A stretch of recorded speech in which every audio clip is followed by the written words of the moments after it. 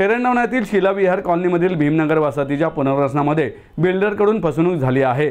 या संदर्भाकडे लक्ष वेधून घेण्यासाठी आणि न्याय मिळवण्यासाठी स्थानिक आमदार व राज्याचे उच्च व तंत्र शिक्षण मंत्री चंद्रकांत पाटील यांच्या कार्यालयावर भीमनगर वासियांनी बिराड मोर्चा काढला।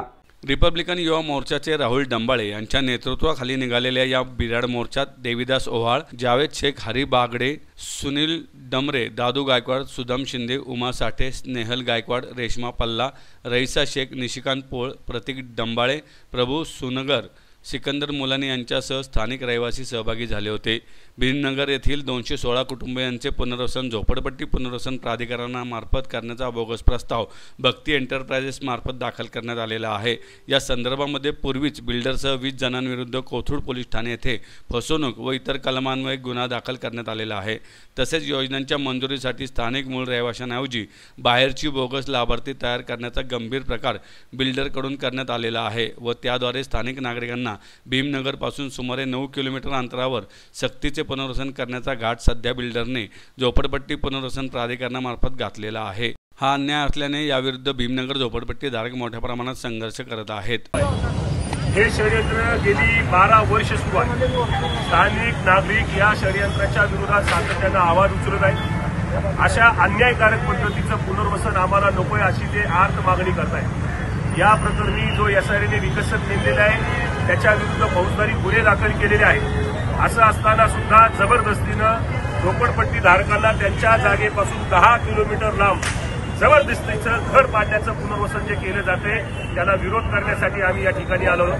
ही लढाई एक मोठी लढाई, यापूर्वी अनेक आंदोलनं झाली, त्यापुढेही अनेक आंदोलनं होती, पण दरम्यानच्या कालावधीमध्ये आमचे स्थानिक आमदार कोथरूडचे आमचे ज्यांना मतं आमच्या लोकांनी दिलेली आहेत अशा आमदारांकडे आम्ही आमचं गाऱ्हाणं मांडण्यासाठी आलोय।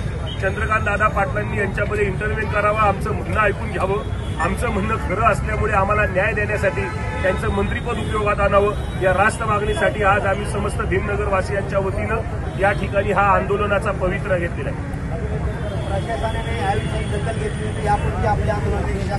या पुढच्या कालावधीमध्ये आंदोलन अधिक तीव्र होणार आहे, अधिक टोकदार होणार आहे। काहीही झालं, काहीही परिस्थिती आली तरी आम्ही आमची घरं सोडणार आहोत का? आम्ही घरं सोडणार नाही। कोणताही बुलडोजर आम्हाला अडवू शकत नाही। कोणत्याही परिस्थितीमध्ये आम्ही कुणालाही सामोरं जायला तयार आहोत, हा आमचा ठाम निर्धार आहे। हे सांगण्यासाठी आमचं आंदोलन आहे। या आंदोलनामध्ये आमचं एकच भीत आहे, घर आमच्या हक्काचं कुणाच्याही बापाचं नाहीये आणि आमच्या हक्काच्या घरातनं कुणाचा बाप आम्हाला बाहेर काढू शकत नाही आणि बेकायदेशीर प्रक्रिया राबवून तर बिलकुल काढू शकत नाही। ही आमची ठाम भूमिका आहे। तुम्ही या पत्राद्वारे काय मागणी करणार आहात? या आजच्या आंदोलनातनं आमची अगदी स्पष्ट मागणी आहे की भीमनगर वासियांचं कोणतंही अन्यायकारक पुनर्वसन जे सुरू आहे ते तातडीने रद्द करावं। आम्हाला आहे त्या ठिकाणी शांततेत जगू द्यावं। आमच्याकडनं कोणतीही दादागिरी तुम्ही करून घेऊ नका, आमच्यावर दादागिरी करू नका, हीच आमची मागणी। आणि मंत्री महोदय जे राज्याचे मंत्री आहेत आणि अत्यंत संवेदनशील आहेत ते चंद्रकांत दादा पाटील हे आमचं म्हणणं ऐकून घेतील। आज ते त्यांच्या कार्यालयामध्ये जरी उपस्थित नसले तरी उद्या ते मतदारसंघाच्या दौऱ्यावर आहेत, त्यांची आम्ही पुन्हा भेट घेणार आहोत आणि त्यांच्यासमोर आमचं गाऱ्हाणं आम्ही मांडणार आहोत आणि ते गाऱ्हाणं मांडण्यासाठीच आजचा हा बिराड मोर्चा आम्ही आयोजित केलेला आहे आणि यातून आम्ही त्यांना विनंती करणार आहोत, आम्ही तुमचे मतदार आहोत, आमच्या हक्क अधिकारांचं संरक्षण करणं ही तुमची जबाबदारी आणि ती तुम्ही पार पाडावी एवढी आम्ही त्यांना विनंती करणार। यामध्ये किती घरं असतील जी पुनर्वसनमध्ये गेलेली आहेत? एकूण 216 कुटुंब याच्यामध्ये आहेत आणि पुनर्वसनासाठी एकही कुटुंब तयार नाही। जबरदस्तीचं पुनर्वसन करण्यासाठी महानगरपालिकेला हाताशी धरून बेकायदेशीररित्या रोड बनवून आमची घरं तोडलेली आहेत, ज्यामध्ये 80 कुटुंब बाधित झालेली आहे, 78 कुटुंब बाधित झालेली आहेत। ही सर्व कुटुंब ही पुन्हा आम्हाला याच ठिकाणी प्रस्थापित करायची आहेत, कारण आमची झोपडी तोडली, रस्ता केला, पण पुढे रस्ता कुठं केलेला नाहीये। केवळ आम्हाला त्रास देण्यासाठी, आम्हाला देशोधडीला लावण्यासाठीच हा रस्त्याचा घाट घातला होता अशी सुद्धा आमची खात्री झाली।